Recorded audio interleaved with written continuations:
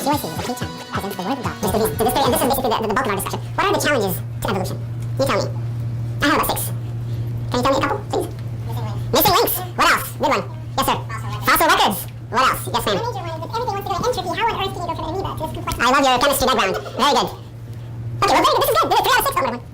Huh? This will be more evolution? With the more evolutions, exactly. I think that was the answer to his book, I remember said his very concise answer to this question. He said, if we evolved from monkeys, why are there still monkeys?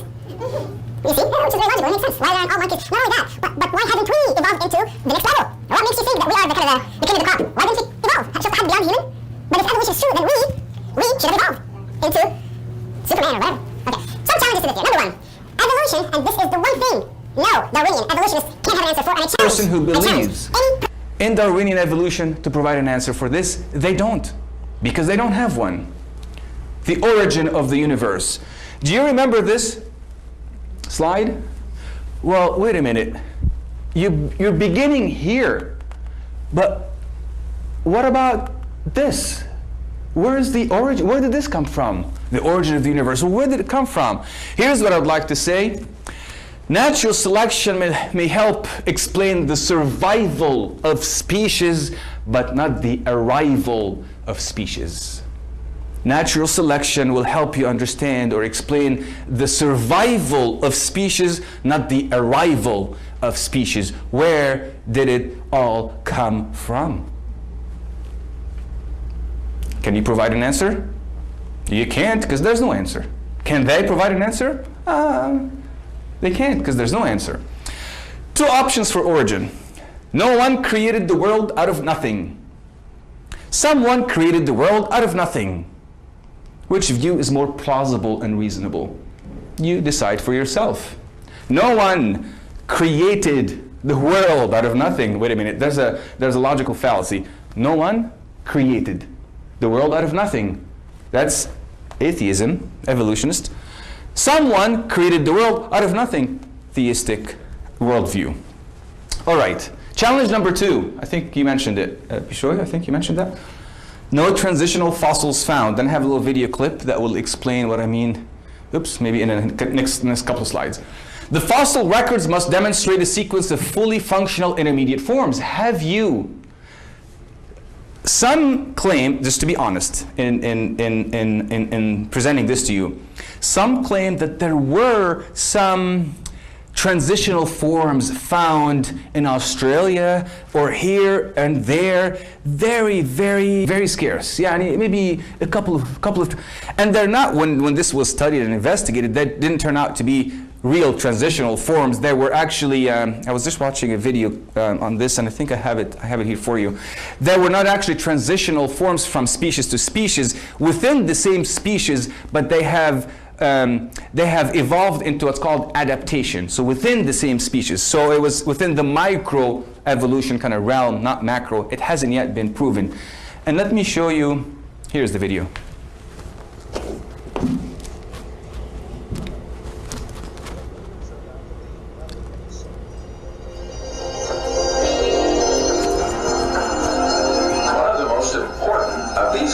Transitional forms. Thank you. The fossil of a fish called a coelacanth.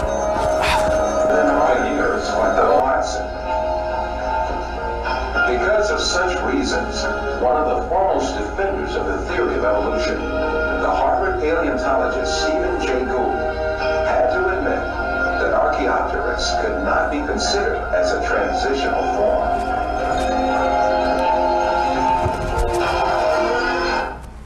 That points towards God, Christ.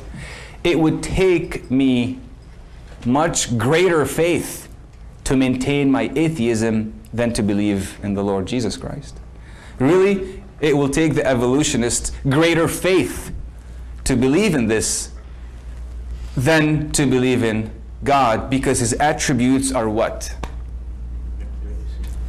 Clearly seen in his creation, clearly seen.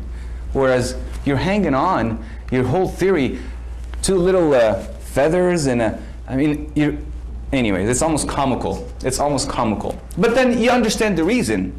I think we talked about this earlier today. We understand the reason. Let's move on. Here is Stephen Jay Gould, who's one of the, and if you want to read anything about evolution, I recommend him as an authority figure, and he's excellent. The extreme rareness, that's the word I was looking for earlier, rareness of transitional forms in the fossil records persists as the trade secret of paleontology, which is the study of fossils. Evolutionary trees that adorn our textbooks have data only at the tips and nodes of their branches. The rest is inference. The rest is what? Inference. Okay? That is not deductive reason. That's not deductive. This doesn't give you proof, solid proof, however reasonable, not the evidence of fossils. Not the evidence of fossils. All right, let's move on.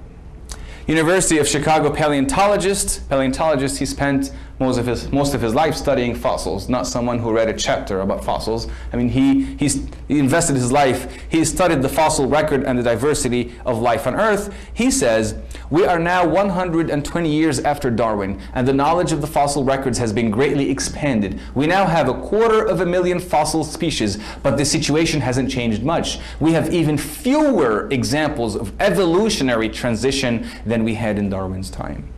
And this guy spent his life studying fossils.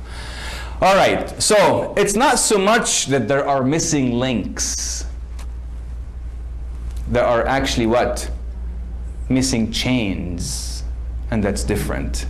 You see? It's not missing links, it's missing chains. All right, challenge number 3. So let's review the challenges. Number 1 is where did it all come from? Number 2, fossil records. Number 3, life coming from non-life. Non-life cannot produce life. According to the law of biogenesis, living things come only from other living things. And this is a scientific law. In other words, no inanimate object can give rise to a living being. This is just a law that you cannot falsify. A law of science you can't falsify. Also, someone by the name of Michael Behe, he wrote a book, I think it's called Darwin's Black Box, and he spoke extensively on irreducible complexity in the cell. Yeah, I'm going to move on from this because I think I want to share with you what's coming next. Life from non-life, I think it's pretty self-explanatory. The law of biogenesis says life cannot come from non-life. And then we have life. So we must have had an originator of life. And that's the complexity of the cell, about the irreducible complexity. Let's again move on. Challenge number 4. Now we get into the philosophy and stuff I love. Evolution does not explain the source of morality. Meaning, remember I told you earlier about Hitler and St. Anthony, or Hitler and Mother Teresa? Evolution cannot differentiate between good and bad. Okay. Objective moral laws do exist. I'm kind of using William Lane Craig's kind of argument. Existing of moral laws imply the existence of a what? A moral lawgiver. Okay? And I'm not going to talk about morality and relative or moral relativism, but when I was having a discussion with, again, an atheist about morality, and I told him, where did your sense of right and wrong come from? He goes, culture. And that's very common. Culture, you know, this culture says this is wrong, and this culture says this is right, and I get my moral law from culture. I said, good. Culture is made up of what? Religion. People. No, people. Who makes up societies? Who makes up societies? People, individuals. Okay. So if I follow your logic, individuals, it's just a group of individuals called society. Individuals made up what's right and what's wrong. Then if what's right and what's wrong was instituted by people, it can also be dismissed by people. In other words, I could just choose to say, you know what? I think stealing is okay. Hey, I made up the rule that stealing is wrong. Why don't I make up the same rule? Stealing is okay. If it came from me, then I can overrule it. You see? But I feel that this moral law did not come from me, but it came to me. Different propositions. That's the whole problem with prepositions. Prepositions, okay? So just replace the from to to. Moral laws did not come from me, but they came to me. That's why I feel compelled to obey them. You feel like you have something in you that pushes you to the good. And that's what St. Paul says in Romans chapter 2 with the conscience. The conscious. All right. And here's the example. All right. I can't help it. I'm only a primate. If humans are genetically determined, how can they be held legally or morally responsible for their behavior? I can just walk outside right now, find this nice, wonderful, beautiful BMW and get my key and just key the whole car and say, hey, you know what? I think what I'm doing is right. You cannot say this is wrong. Well, no, this is wrong. Well, who's to say? I'm only a primate. I'm not governed by anything that's beyond me. Do you see what I'm saying? Challenge number 5. This is my favorite one. So please listen to this. Evolution cannot explain intelligence from non-intelligence. And this is very logical. Let me explain. Does microevolution occur? Yes or no? Yes. All right. Dog breeding is an example of microevolution, right? But here's my question. Microevolution occurs in short time. I, an intelligent humans, I shouldn't say I, we as intelligent beings can what? Intervene in a microevolutionary process. Can we not? Of course we can. And we are intelligence.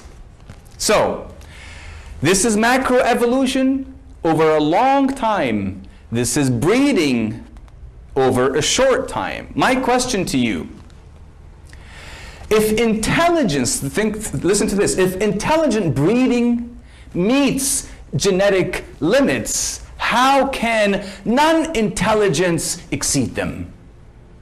Do you see my point? If my intelligent breeding of dogs meets genetic limits, I cannot get a dog and an elephant and make them breed. Can I? Oh, you can't. It hasn't been found. And who's doing the breeding? Intelligence.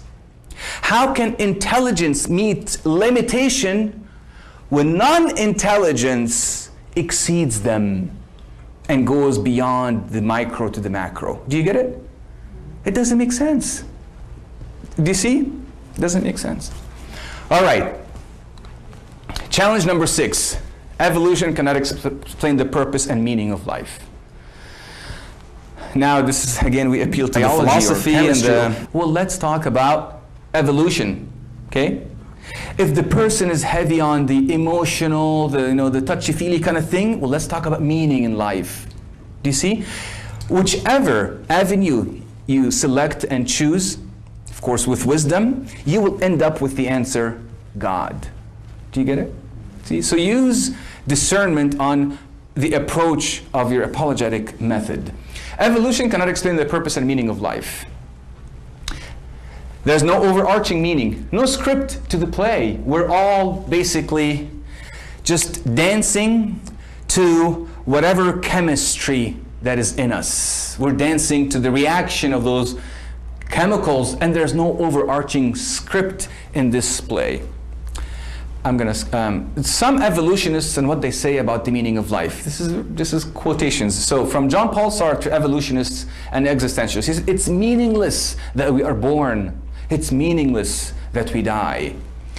George Bernard Shaw, he said, life is a disease, and the only difference between one man and another is the stage of the disease at which he lives. How uplifting. Richard Dawkins, listen to this. He goes, humans have always wondered about the meaning of life. Life has no higher purpose than to perpetuate the survival of DNA. Life has no design, no purpose, no evil, no good, nothing but blind, pitiless indifference. That's what Richard Dawkins said about meaning in life. Pretty strong, but you know what? At least I admire their honesty, because their worldview and their philosophy compels them to say this.